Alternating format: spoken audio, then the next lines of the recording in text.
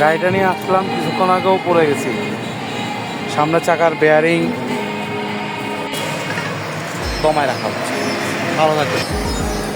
Engineer চাপ চলে আসছে। ও গাড়িটা নিয়ে আসলাম, কিছুক্ষণ আগেও পড়ে গেছি। সামনের চাকার বেয়ারিং অবস্থা খুবই খারাপ, খুবই খারাপ বলতে খুবই খারাপ। ভাঙা রাস্তার কারণে গাড়িটার এই অবস্থা। ভাঙা রাস্তার কারণে বেয়ারিংগুলো নষ্ট হয়ে গেছে।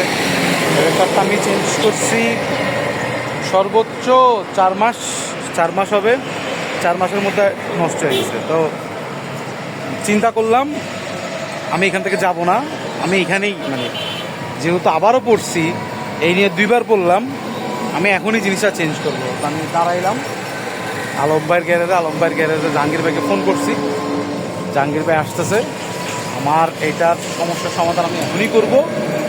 আর টাকা তো আমার যাচ্ছেই। এই মালগুলো তো বিদেশ থেকে আনা লাগতেছে, এই মালগুলা বিদেশ থেকে আনা লাগছে, বিদেশেও টাকা যাচ্ছে, আমাদের টাকা বিদেশে চলে যাচ্ছে। তার পাশাপাশি হচ্ছে এই যে রাস্তা যে এতটা ভাঙা, আমাদের এই বিজিবি ক্যাম্পের মেইন রোড থেকে ভিতরে যাওয়ার যে রাস্তাটা, এই ভাঙা রাস্তার কারণে আজকে এই পরিস্থিতি। এবং আমার জীবন সহ কি রিক্সে চলে গেছি।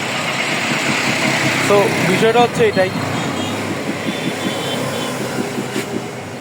কিছু করার নাই। কারণ কি করব, কিছু করার আছে বলে আমার আর মনে হয় না আর কি।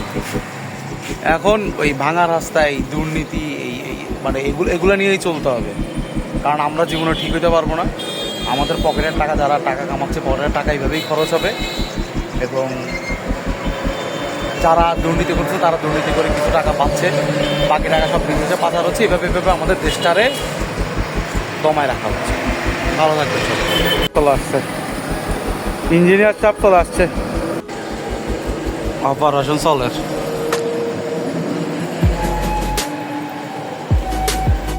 তো গাড়ি রেডি। আমার মেয়ে গাড়িটা আনার পরে ফুল দিয়ে বরণ করে নিছে। একটা চালায় দেখি না, চালানোর পরে আসলেই ফিল করতেছি ভালো লাগতেছে। ঠিক আছে, সুন্দর আছে। এখন আর স্টিয়ারিং কাঁপতেছে না, ডানে বামে কাত হয়ে যেতে না। পরিশেষে এটাই বলবো যে আমাদের দেশ থেকে আসলে দুর্নীতিটাকে বদলানো দরকার। আমাদের দেশ থেকে দুর্নীতিটাকে